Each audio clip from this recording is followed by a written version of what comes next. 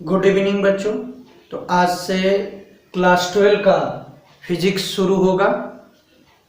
Electric charge and field पहला chapter है, electric charge and field. देखो फिजिक्स जो है इतना लेट शुरू हुआ है क्योंकि हमारा चैनल भी लेट शुरू हुआ, तो काफ़ी बड़ा सिलेबस है और इतना बड़ा सिलेबस फिजिक्स का थियरी समझाना, ठीक, थियरी समझाने के बाद न्यूमेरिकल समझाना, ठीक, थियरी समझाना, न्यूमेरिकल समझाना, डेरिवेशन भी है। तो ये आपका 3 चीज लेकर चलना है एक चैप्टर से।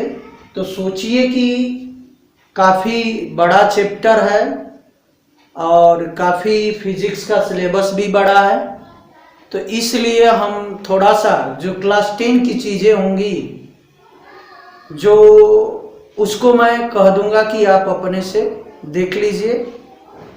उतना इम्पोर्टेंट नहीं रहेगा, लेकिन जो इम्पोर्टेंट है उसको बहुत अच्छे से पढ़ाएंगे, बहुत अच्छे से, ठीक, क्योंकि हमें थोड़ा फास्ट भी चलना है। फास्ट नहीं चलेंगे तो हमारा फिजिक्स भी, देखो हमको वीडियो बनाना पड़ता है 12, 10 एंड 11, 12 और 10 का, ये तीनों क्लास का हमें वीडियो बनाना पड़ता है। अब जैसे 10 का है तो मैथ फिजिक्स बनाना पड़ता है, तो मैथ रोकेंगे तो फिजिक्स बनाएंगे, फिजिक्स रोकेंगे तो मैथ बनाएंगे, ठीक। तो दूसरी बात कि 11 का हमें सिर्फ मैथ का वीडियो बनाना है, फिर 12 का हमें मैथ फिजिक्स दोनों साथ लेकर चलना है।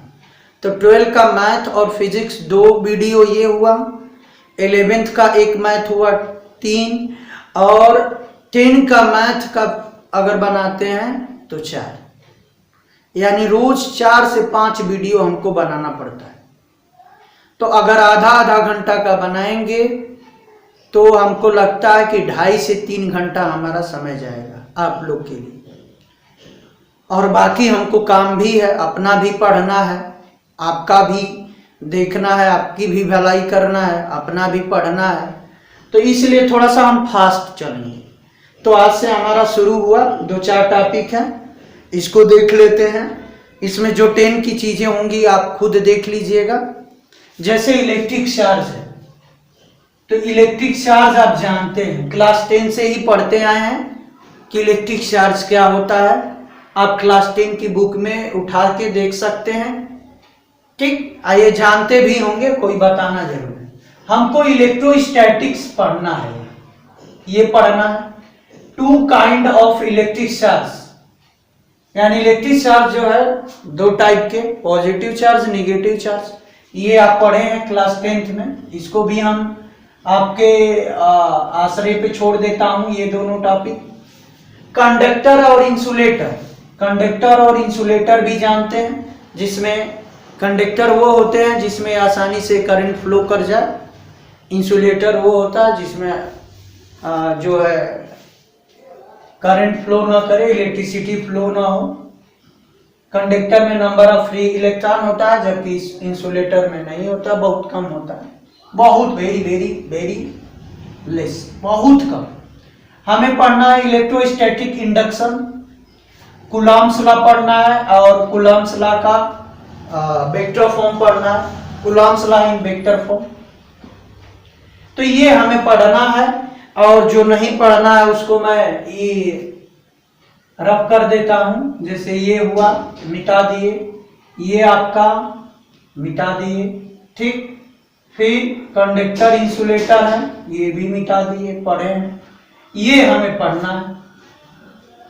तो इलेक्ट्रोस्टैटिक्स, तो समझो क्या होता है इलेक्ट्रोस्टैटिक्स। स्टैटिक्स और इलेक्ट्रो,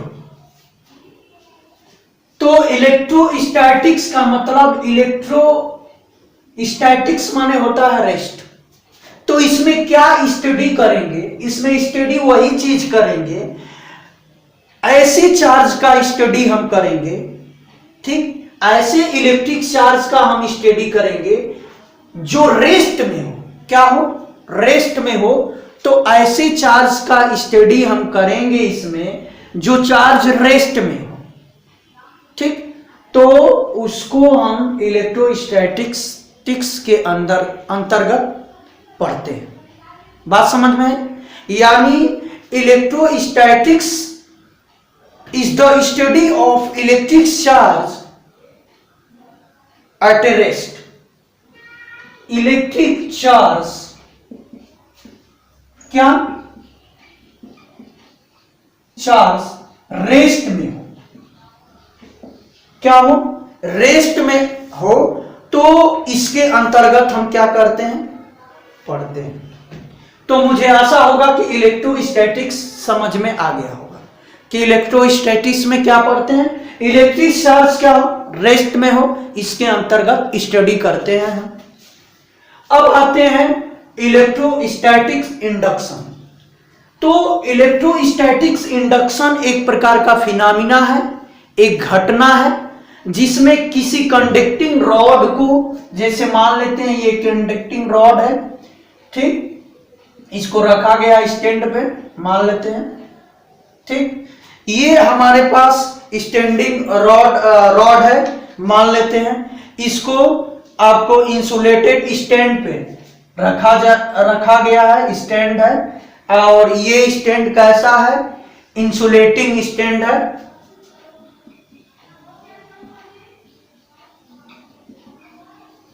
इंसुलेटिंग स्टैंड है, कंडक्टिंग स्टैंड नहीं, इंसुलेटिंग स्टैंड, जिस इंसुलेटर का काम करने वाला स्टैंड है, इस पे रॉड रख दिया गया है। तो इलेक्ट्रोस्टैटिक्स इंडक्शन एक फिनोमिना है जिससे हम ये कंडक्टिंग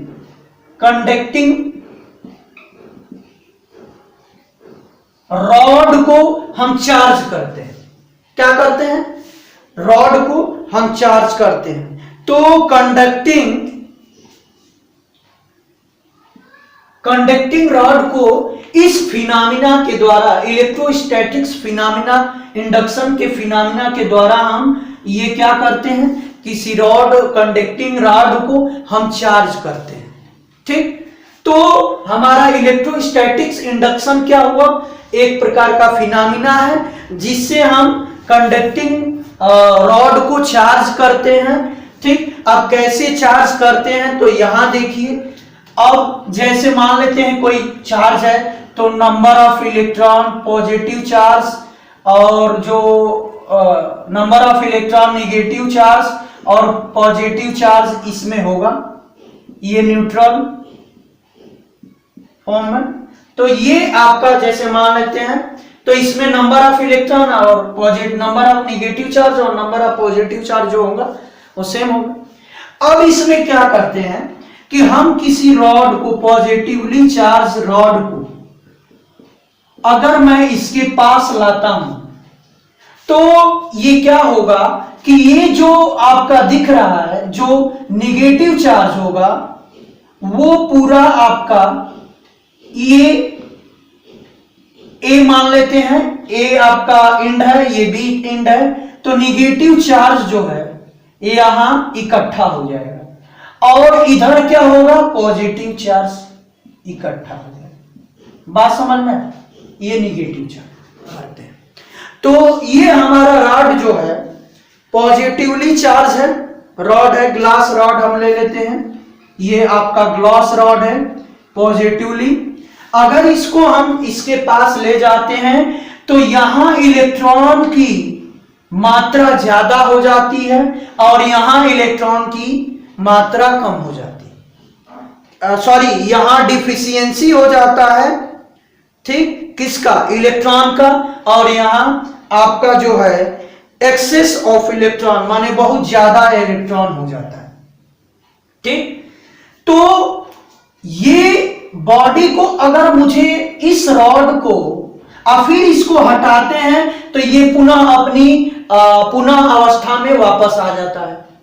अगर हम इसको चार्ज कर दें, देखो ये चार्ज हो रहा है, अब देखो मैं चाहता हूं कि इस पूरी बॉडी को निगेटिवली चार्ज कर दें, तो निगेटिवली चार्ज करने के लिए मुझे यहां से एक अर्थ देना पड़ेगा, ठीक, अर्थिंग जिसको हम बोलते हैं। अर्थिंग देंगे तो यहां से इलेक्ट्रॉन निगेटिव चार्ज जाएगा और ये क्या करेगा, निगेटिव चार्ज इलेक्ट्रॉन यहां से जाएगा और प्लस को अपने तरफ अट्रैक्ट कर लेगा और यहां से प्लस पूरा वापस आ जाएगा। ठीक, तो निगेटिव चार्ज जाएगा यहां से इलेक्ट्रॉन और जितने भी प्लस चार्ज थे उसको अपने तरफ अट्रैक्ट कर लेगा। तो और फिर इसके बाद हम क्या करेंगे कि दोनों अर्थिंग और इसको अर्थिंग को हटा देंगे और इसको, तो ये क्या होगा कि ये जो निगेटिव चार्ज होगा पुनः क्या होगा, इक्वल जो है निगेटिव चार्ज जो है ये पूरी एरिया में यूनिफॉर्म फैल जाएगा। तो ये हमारी बॉडी क्या हो जाएगी, निगेटिवली चार्ज होगी। अगर हम किसी बॉडी को पॉजिटिवली, कंडक्टर को पॉजिटिवली चार्ज करना चाहते हैं इसी कंडक्टर को, तो उसके लिए मुझे क्या करना पड़ेगा, तो ये रॉड है, यहां हम क्या करेंगे, यहां हमने निगेटिवली चार्ज को ये मान लेते हैं, ये रॉड है, ठीक, ये स्टैंड है। अब हमें निगेटिवली चार्ज करना है, इसको हमें पॉजिटिवली चार्ज करना है रॉड को, तो हम यहां जो है निगेटिवली चार्ज लाते हैं।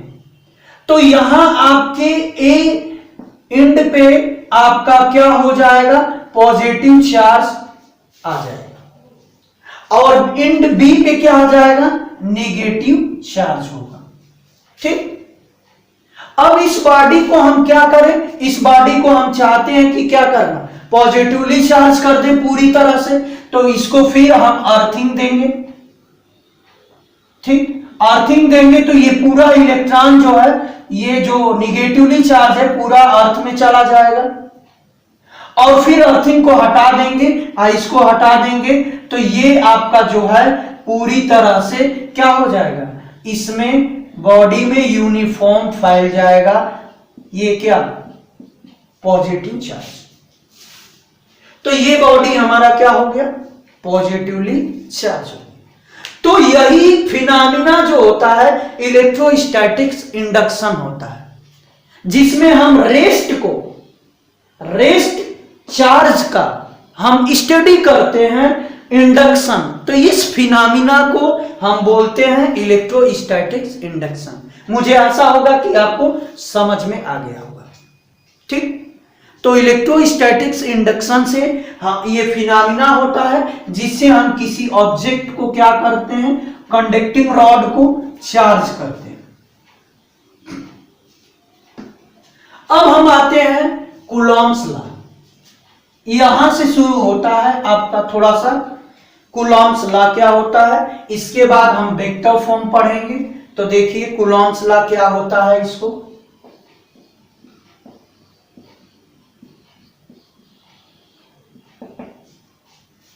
तो कूलॉम्स लॉ देखिए क्या होता है। तो यहां जो है हम जो कूलॉम्स लॉ से हम जो फाइंड करते हैं वो हम क्या फाइंड करते हैं, तो ये कूलॉम्स लॉ बताता है कि दो चार्ज हैं, कैसा charge, point charge. Point charge क्या होता है उसको अभी जस्ट बताएंगे। दो पॉइंट चार्ज के बीच फोर्स कितना डेवलप होता है वो हमें कूलॉम्स लॉ बताता है, फोर्स। अब ध्यान से देखो ये क्या होता है, हमने दो चार्ज लिया, एक लिया Q1, एक लिया Q2। ये दोनों चार्ज आपका क्या होना चाहिए, point charge. Q1 and Q2 point charge. क्या होना चाहिए, पॉइंट चार्ज। तो कूलॉम्स लॉ सिर्फ पॉइंट चार्ज के लिए है। ठीक, तो ये हम जो है यहां हम सिर्फ पॉइंट चार्ज की बात करेंगे। तो पॉइंट चार्ज क्या होता है पहले इसको समझ लेते हैं। जैसे दो ऐसे चार्ज मान लेते हैं, एक बॉडी यहां है, एक बॉडी यहां है। ठीक, दोनों बहुत पास पास है। मान लेते हैं इसका चार्ज क्या है, Q, इसका चार्ज हमने मान लिया Q। ठीक, तो इसके बीच की डिस्टेंस हमने मान लिया क्या है, डी। इसका रेडियस मान लिया आर है, ये भी रेडियस इक्वल ही, ठीक, आर। अब यहां देखो पॉइंट चार्ज क्या होता है। जब एक लीनियर साइज होना चाहिए, ये ठीक, कैसा होना चाहिए, लीनियर साइज, माने इक्वल साइज होना चाहिए। साइज क्या होना चाहिए, इक्वल होना चाहिए, लीनियर साइज होना चाहिए। तो दो बॉडीज हमने ले लिया, एक ये और एक ये, ए मान लिया, इसको बी मान लिया। ये दोनों बॉडी क्या होना चाहिए, लीनियर साइज होना चाहिए। लीनियर साइज का क्या होना चाहिए, लीनियर साइज।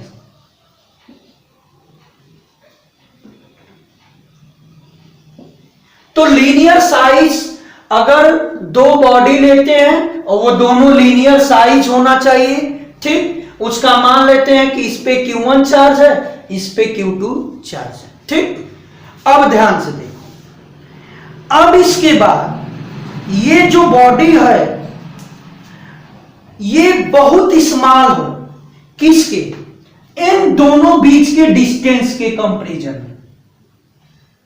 यानी कहने का मतलब कि अगर ये जो बॉडी जो देख रहे हैं रेडियस आर वाली बॉडी, ये अगर मान लेते हैं कि बहुत छोटा हो जाए, इतना छोटा हो जाए, इतना छोटा हो जाए कि इस डिस्टेंस से वेरी वेरी वेरी लेस हो जाए, इस बॉडी का साइज, इस बॉडी का साइज इसके बीच के डिस्टेंस के वेरी वेरी लेस हो जाए, यानी R less less less less less than D, इतना लेस हो जाए कि ये ऐसा लगे कि पॉइंट है, कैसा लगे कि पॉइंट है, ठीक। तो ये जो साइज होगा, इस साइज इतना छोटा साइज होगा जिसको हम इग्नोर कर दें इसके कंपैरिजन में। तो इस चार्ज को बोलते हैं, तो यहां जो चार्ज होगा उसको बोलते हैं पॉइंट चार्ज। मुझे आशा होगा कि समझ में आ गया हो। देख एक बार और, टू लीनियर साइज वाला बॉडी लेते हैं जिसपे चार्ज क्या हो, Q1 और Q2 मान लो, ठीक। इसके बीच की इतनी डिस्टेंस, दूरी इतनी डिस्टेंस कर दें, इनको स्पेस में रख दें, इतना बड़ा स्पेस में रख दें, ठीक, कि जिनकी बीच की दूरी जो है वेरी वेरी ग्रेटर देन इनके साइज से, यानी इनका जो साइज होगा वो बहुत छोटा हो जाए, इतनी छोटा हो जाए कि इनके बीच की दूरी के कंपैरिजन में ये इग्नोर हो जाए। तो उस समय चार्ज को हम क्या कहेंगे, पॉइंट चार्ज कहेंगे। तो ये है पॉइंट चार्ज। तो मैंने पॉइंट चार्ज ले लिया Q1 और Q2, ठीक, क्या ले लिया, Q1 और Q2। इसके बीच की दूरी अगर मान लेते हैं कि R है, क्या है, इसके बीच का डिस्टेंस R है, ठीक। ये आइए हमारा Q1 Q2 चार्ज है। इस Q1 चार्ज और Q2 चार्ज के बीच हमारा फोर्स ऑफ अट्रैक्शन लगेगा,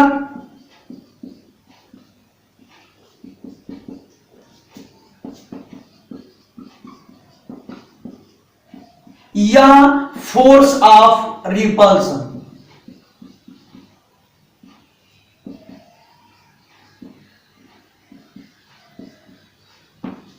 क्या लगेगा, फोर्स ऑफ अट्रैक्शन, या कह सकते हैं कि फोर्स ऑफ रिपल्सन इन दोनों स्टेशनरी चार्ज के बीच डेवलप होगा। तो एक बात बताओ, जो फोर्स ऑफ अट्रैक्शन होगा वो कितना होगा, तो मैं मान लेता हूं कि वो फोर्स ऑफ अट्रैक्शन या रिपल्सन इन दोनों स्टैटिक चार्ज के बीच मैंने ले लिया F, ठीक। यहां फोर्स ऑफ अट्रैक्शन हो या फोर्स ऑफ रिपल्सन, अगर सेम चार्ज होगा तो फोर्स ऑफ क्या होगा, रिपल्सन, अगर अपोजिट चार्ज होगा तो फोर्स ऑफ अट्रैक्शन, ठीक।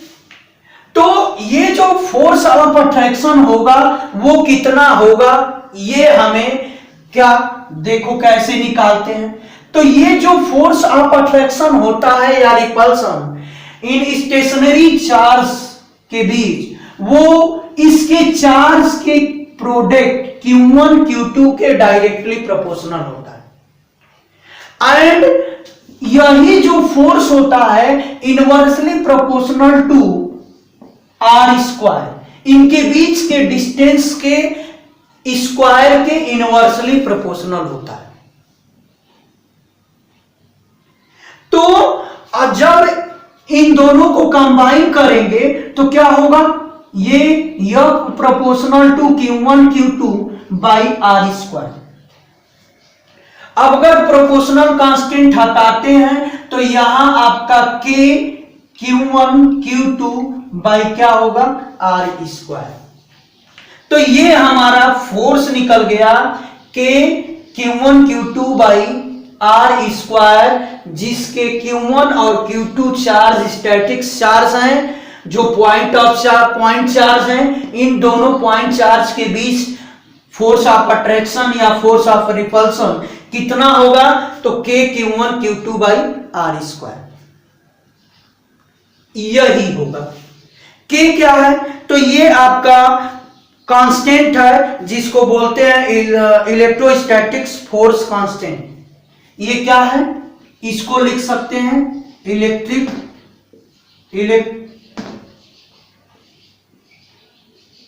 Electrostatics force constant. ठीक, तो ये है इलेक्ट्रोस्टैटिक्स फोर्स कांस्टेंट। K को हम डिफाइन करते हैं, K इक्वल टू होता है 1/4 पाई साइलम,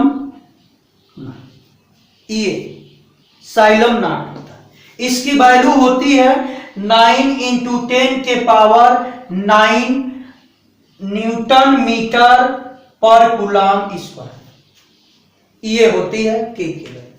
ठीक, ये साइलम नॉट बोलते हैं, इसको क्या बोलते हैं, साइलम नॉट। ठीक,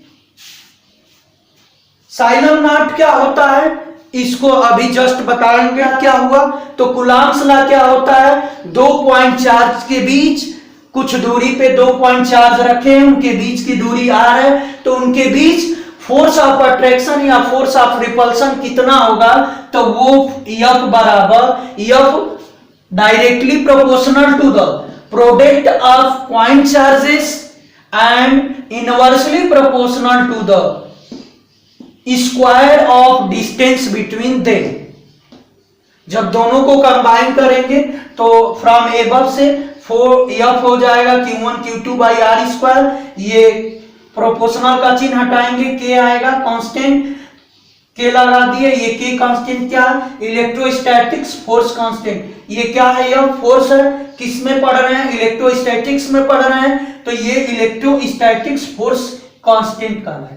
इसकी वैल्यू 1/4 पाई साइलन नॉट होती है, ये जिसकी वैल्यू हम लिख सकते हैं 9 × 10 के पावर 9 न्यूटन मीटर स्क्वायर पर सेकेंड, कूलम स्क्वायर पर कूलम स्क्वायर, ये होता है। साइलम नॉट क्या होता है, तो इसको अब बताते हैं, देख लो ये क्या होता है। जैसे मान लेते हैं कि हाँ, इसको स्क्रीनशॉट ले लीजिए, हम बता दें। तो लिखेंगे कैसे, Coulomb's law state that the force of attraction OR repulsion between two statics charge या स्टेशनरी चार्ज कह सकते हैं, पॉइंट चार्ज नहीं, point charge. The Coulomb's law state that the force of attraction, note कर लीजिए, Coulomb's law state that the force of attraction OR repulsion between two stationary point charge stationary point charge is पहला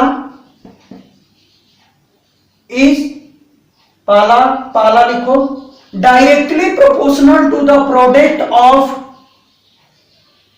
point charges and inversely proportional to the, दूसरा, and inversely proportional to the square of distance between its, square of distance between its.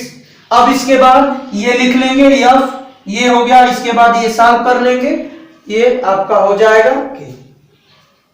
अब देखिए, अब हमें बताना है कि xylem not क्या होता है। तो साइलम नॉट को बोलते हैं परमिटिविटी। क्या बोलते हैं?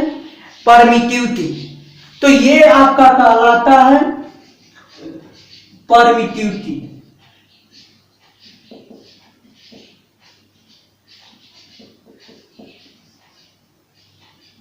ऑफ फ्री स्पेस, ये फ्री स्पेस का है।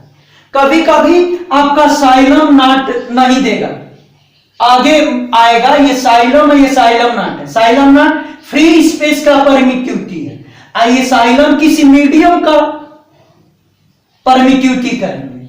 बात समझना, इसमें और इसमें अंतर होता है। ये परमिटिविटी ऑफ एनी मीडियम, लेकिन ये परमिटिविटी साइलम नॉट जो होता है, ये permittivity of the free space होता है, ये ध्यान रखिएगा। अब permittivity of the free space क्या होता है, इसको समझो।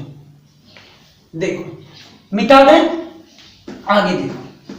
परमिटिविटी ऑफ फ्री स्पेस, ध्यान से देखो। जैसे मैंने दो चार्ज लिया था, Q1 और Q2, पॉइंट चार्ज, ठीक। अब एक बात बताओ, ये चार्ज जो है, इसके द्वारा अट्रैक्शन होगा या रिपल्शन होगा? ये इसको अट्रैक्शन करेगा या रिपेल करेगा? ठीक, यही ना करेगा।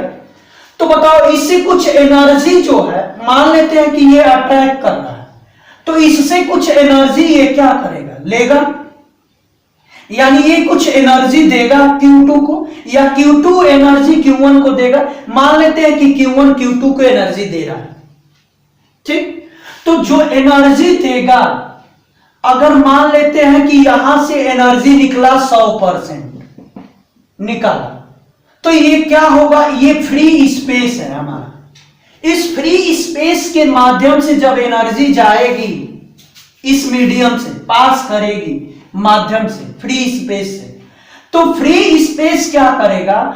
एनर्जी को अपने तरफ, कुछ एनर्जी को, सम एनर्जी को क्या करेगा? अपने तरफ एडॉप्ट कर लेगा।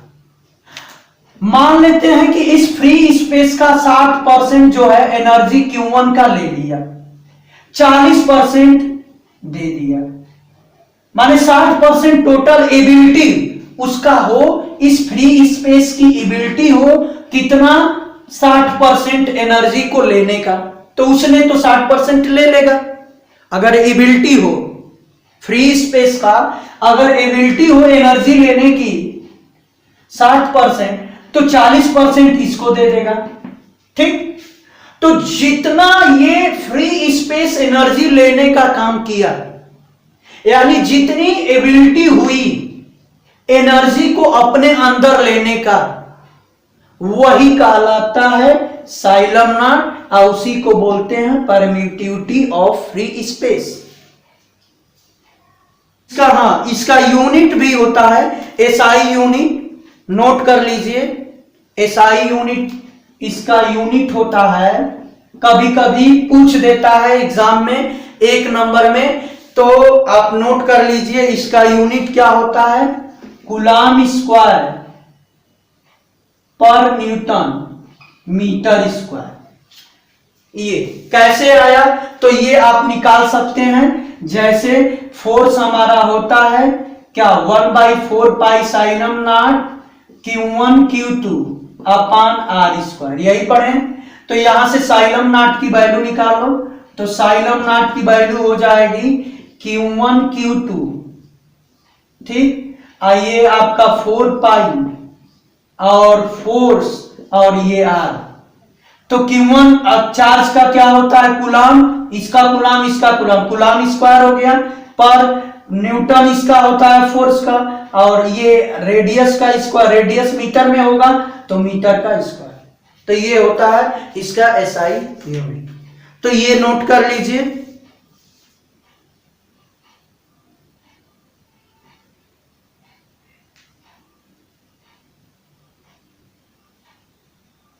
तो मुझे आशा होगा मिटा दें, ठीक।